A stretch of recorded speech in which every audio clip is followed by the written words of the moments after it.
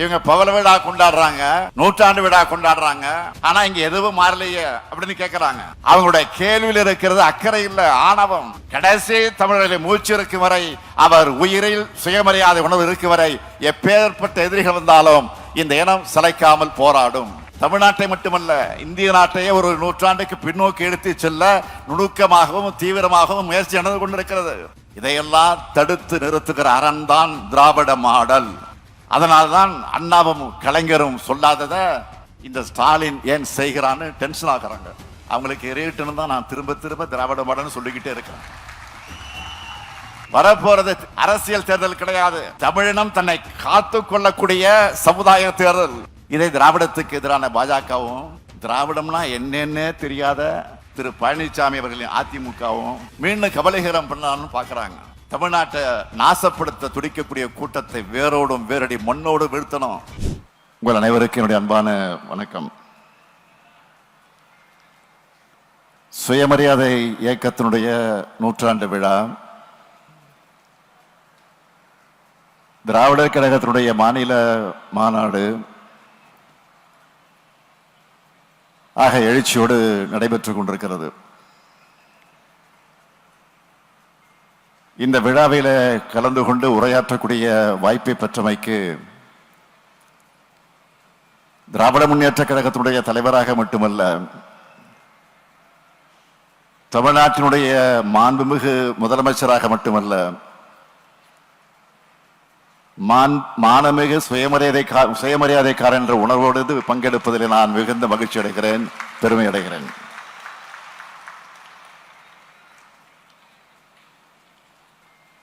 சுயமரியாதை இயக்கத்தினுடைய தொடர்ச்சி திராவிடர் கழகம் என்றால், திராவிடர் கழகத்தினுடைய நீட்சிதான் திராவிட முன்னேற்ற கழகம். இன்று தமிழ்நாட்டோட உரிமைகளை, தமிழர்களின் சுயமரியாதை, பகுத்தறிவு, சமூக நீதி சிந்தனை உள்ளிட்டவற்றை நாம் பாதுகாக்கிறோம் என்றால், சுயமரியாதை இயக்கம் இந்த மண்ணில் வேர் விட்டதுதான் அதற்கு காரணம். தமிழ்நாடு முழுக்க இருந்து குடும்பமாக வந்திருக்கக்கூடிய இந்த கருப்பு சட்டைக்காரர்கள் தான் தமிழ்நாட்டின் காவலுக்கு கெட்டிக்காரர்கள்.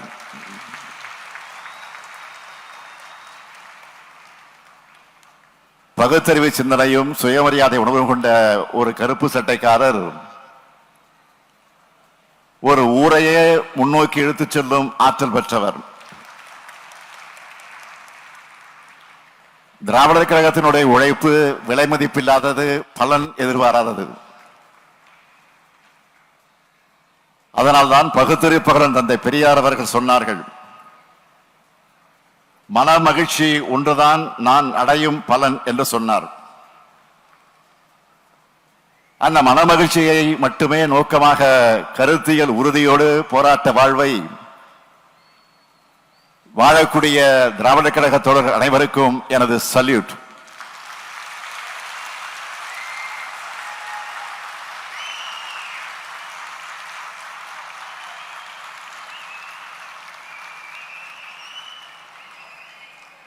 அதிலேயும் 92 வயது இளைஞரா,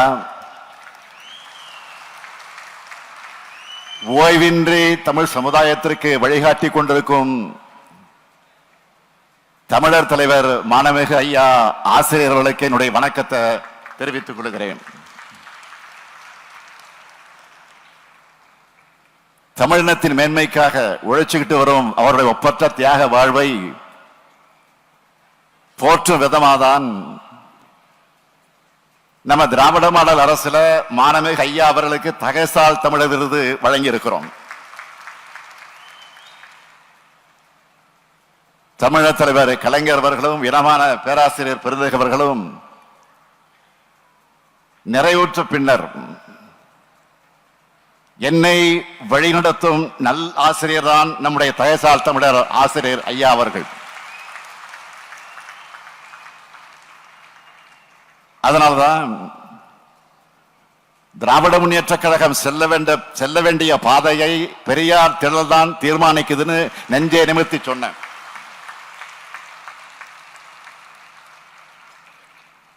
திமுக உருவான போது பேரறிஞர் அண்ணா அவர்கள் தான் சொன்னார், திமுக தோன்றிவிட்டது திகாவுக்கு எதிராக அல்ல, திராவிடர் கழகத்தின் கொள்கைகளை மேலும் வலிமையாக்க அரசியல் களத்தை செயல்படுத்துவதற்கும் தான் தோன்றி தனவாக இருக்கக்கூடியவர்களுக்கெல்லாம் பாடம் புகட்ட, ஆக அந்த உணர்வோடு செயல்படுத்துவதற்குத்தான் தோன்றி இருக்கிறது என்று சொன்னார். இங்கு கூடியிருக்கக்கூடிய கருஞ்சட்டை பட்டாளமே, தமிழ்நாட்டின் இளைஞர் கூட்டமே, மாணமிகு ஆசிரியரை பாருங்கள், 92 வயது அவருக்கு. இந்த வயதிலும் நாள்தோறும் எழுதுகிறார், ஊர் ஊராக சென்று பரப்புரை செய்கிறார், அறிக்கைகளால் அவதூறுகளுக்கு பதிலடி தருகிறார். போராட்ட களங்கள்ல முதல் மனிதரா முன்னாடி நிற்கிறார். நடந்தால் பீடு நடை, பேசினால் வீர நடை என்று வாழும் அவரிடமிருந்து நாம் இன்னும் இன்னும் கற்றுக்கொள்ள வேண்டும். ஆசிரியர் ஐயா அவர்களே, தலைவர் கலைஞரையும் தந்தை பெரியாரையும் கடந்த பெருவாழ்வை நீங்க வாழணும். ஓய்வெடுத்துக்க என்று நான் சொல்ல மாட்டேன், பணிகளை செய்ய நாங்களும் இருக்கிறோம், உங்கள் பணிச்சுமையை குறைச்சிக்குங்கன்னு மட்டும்தான் கேட்கிறேன். ஒரு காலத்தில் தந்தை பெரியார் அவர்கள் பகுத்தறிவு பரப்புரையை மேற்கொண்டு வீதிகளில் வந்தப்போ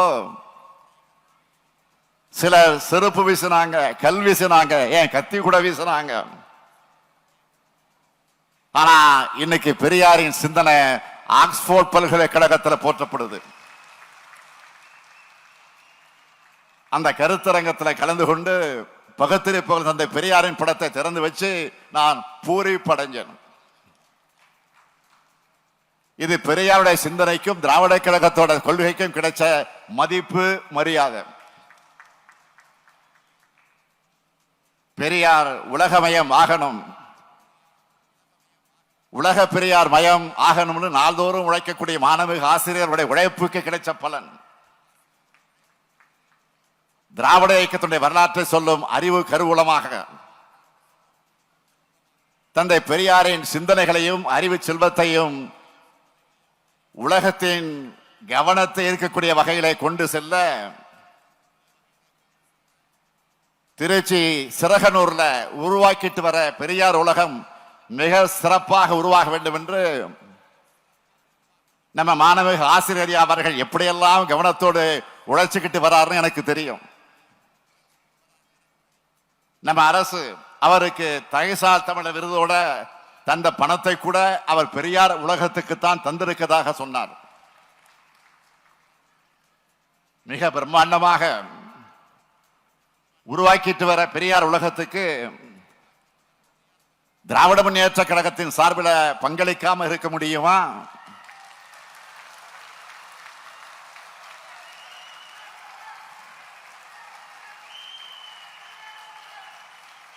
எனவே மீண்டும் சொல்லுகிறேன், நீங்க உருவாக்கி கொண்டிருக்கக்கூடிய பெரியார் உலகத்திற்கு திராவிட முன்னேற்ற கழகம் பங்களிக்காமல் இருக்க முடியுமா? எனவே என்னோட 1 மாத சம்பளத்தை பெரியார் உலகத்துக்காக கொடுக்கலாம் என முடிவெடுத்தேன். இதை பற்றி கழகத்தினுடைய பொதுச் செயலாளர் துரைமுருகன் அவர்களிடத்தில், பொருளாளர் நம்முடைய TR பாலு அவர்களிடத்தில்,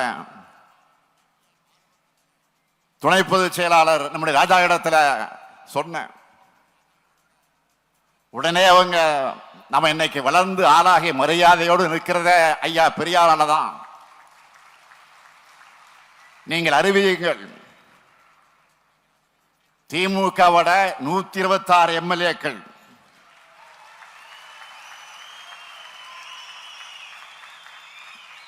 மக்களவை மாநிலங்களவை சார்ந்திருக்கக்கூடிய 31 எம்பிக்கள் ஆகியோட ஒரு மாத சம்பளத்தை சேர்த்து கொடுப்போம்னு சொன்னாங்க.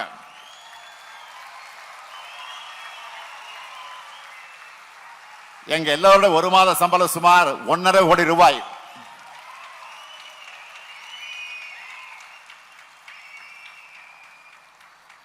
அந்த பணத்தை பெரியார் உலகத்துக்கு மகிழ்ச்சியோடு நன்றி உணர்வோடு கொடுக்கிறதுல நாங்க எல்லாரும் பெருமை அடைகிறோம் ஐயா, பெருமை அடைகிறோம் ஐயா.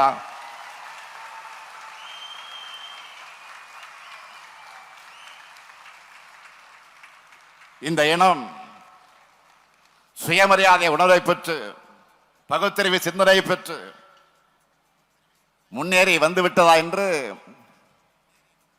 உயிர் பிரியும் காலம் வரை மூத்திரச்சட்டியோடு சுமந்து கொண்டு போராடின தந்தை பெரியாரின் உழைப்பை நாம தொடர்ந்து முன்னெடுக்கணும். மானமும் அறிவும் உள்ள மக்களா நாம தொடர்ந்து நடைபோடணும்.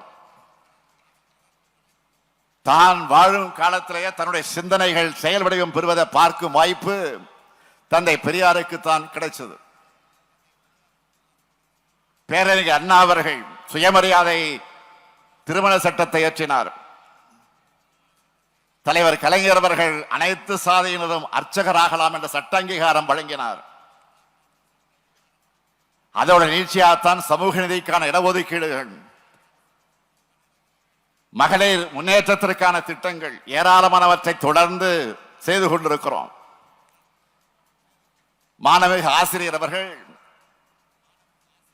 இந்த மாநாட்டில் நல்ல பல தீர்மானங்களை வடித்து தந்திருக்கிறார். நான் மாணவிக ஆசிரியர்களுக்கு சொல்லிக் கொள்வது, இதுக்கான பரப்புரைகளை நீங்க சமூக களத்தில் செய்யுங்க. மக்களின் ஆதரவை பெற்ற ஆட்சியை பயன்படுத்தி இவற்றை சட்டங்களாக, விதிமுறைகளாக, நெறிமுறைகளாக மாற்றும் பணிகளை திராவிட முன்னேற்ற கழகம் பார்த்துக் கொள்ளும்.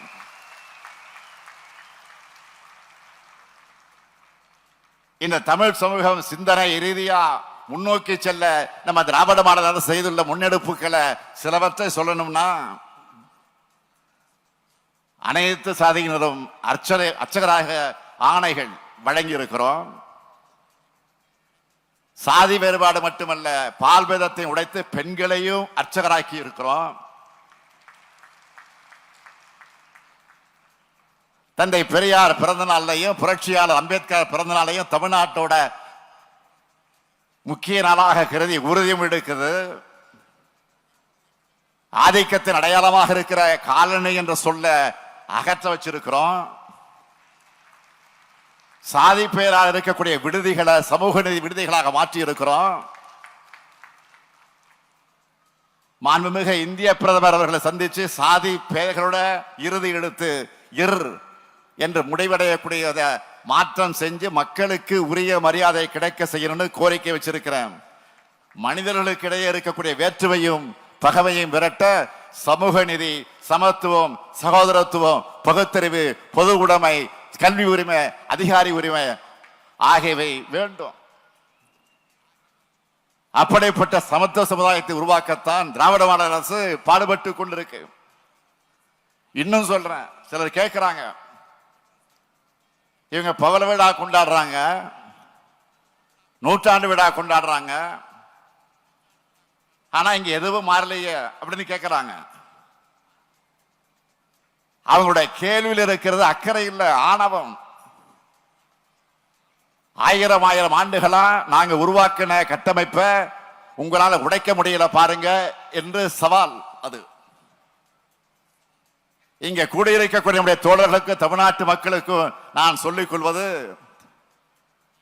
இந்த 100 ஆண்டுகள்ல நாம மாற்றத்திற்கான விதைகளை மட்டும்தான் விதைச்சிருக்கிறோம். இங்க எதுவுமே மாறக்கூடாதுன்னு நினைக்கிறவங்க எப்படியெல்லாம் என்னவெல்லாம் செய்தி திட்டம் போடுறாங்கன்னு நாட்டில் நடக்கிற செய்திகளை உற்று பாருங்க. தமிழ்நாடு ஏன் தனித்து உயர்ந்து நிற்குதுன்னு புரியும். தந்தை பெரியாருடைய இந்த இயக்கம் முடிஞ்சிடும் நினைச்சாங்க. பேரறிஞர் அண்ணா எழுந்தார், அடுத்த தலைவர் கலைஞர் வந்தார். கலைஞருக்கு பிறகு இந்த இயக்கம் அவ்வளவுதான் என்றார்கள். மக்களின் ஆதரவோடு நான் வந்தேன். என்னை பற்றி என் என்னவோ பொய்களை எல்லாம் பரப்பி பார்த்தாங்க, இப்பவும் பரப்புறாங்க. நான் எப்பவும் போல என்னுடைய செயல்களால மட்டுமே பதிலடி கொடுத்துக் கொண்டிருக்கிறேன். இந்த ஏக்கத்துடைய கொள்கைகள், தமிழர்களுடைய ரத்தத்தில் கலந்திருக்கக்கூடிய கொள்கைகள், கடைசி தமிழர்களை மூச்சு இருக்கும் வரை, அவர் உயிரில் சுயமரியாதை உணர்வு இருக்கும் வரை, எப்பேற்பட்ட எதிரிகள் வந்தாலும் இந்த இனம் சளைக்காமல் போராடும். சிலர் திமுகவை பிடிக்காதுன்னு சொல்லுவாங்க. அதுக்கு பொருள் ஒடுக்கப்பட்ட விட்டு குழந்தைகள் படிக்கிறது பிடிக்காது. இந்த இனத்திலிருந்து படிச்சு முன்னேறி IAS IPS வர்றது பிடிக்காது. இடஒதுக்கீடு பிடிக்காது, சமூக நீதி பிடிக்காது, சமத்துவம் பிடிக்காது, சரிசமமா உட்கார்றது பிடிக்காது, எல்லோரும் கோயிலுக்குள் நுழைகிறது பிடிக்காது, அனைத்து சாதிகளும் அர்ச்சகர் ஆகிறது பிடிக்காது, ஒற்றுமையா இருக்கிறது பிடிக்காது, தமிழ் பிடிக்காது, தமிழர்கள் பிடிக்காது, நாம தலை நிமிர்ந்து நடக்கிறது பிடிக்காது. இந்த நூற்றாண்டுகளை கொஞ்ச நஞ்சமா நம்ம மக்களுக்கு கிடைச்ச வேக வேகமா கிடைத்திருப்பதை வேக வேகமா பறிக்கணும்னு நினைக்கிறாங்க. சுயமரியாதை இயக்கம் தேடித்தந்த உயர்வை பறிக்கிற சூழ்ச்சி நடந்து கொண்டிருக்கிறது. அறிவியலை பின்னுக்கு தள்ளி பிற்போக்குத்தனங்களையும் ஆதிக்கத்தையும் மீண்டும் நிலைநிறுத்துவதற்கான சூழ்ச்சி நடந்து கொண்டிருக்கிறது. தமிழ்நாட்டை மட்டுமல்ல, இந்திய நாட்டையே ஒரு நூற்றாண்டுக்கு பின்னோக்கி எடுத்து செல்ல நுணுக்கமாகவும் தீவிரமாகவும் முயற்சி நடந்து கொண்டிருக்கிறது. இதையெல்லாம் தடுத்து நிறுத்துகிற அரண் தான் திராவிட மாடல். அதனால்தான் அண்ணாவும் கலைஞரும் சொல்லாதத இந்த ஸ்டாலின் ஏன் செய்கிறான்னு டென்ஷன் ஆகிறாங்க. அவங்களுக்கு எரியட்டுன்னு தான் நான் திரும்ப திரும்ப திராவிட மாடல்னு சொல்லிக்கிட்டே இருக்கேன்.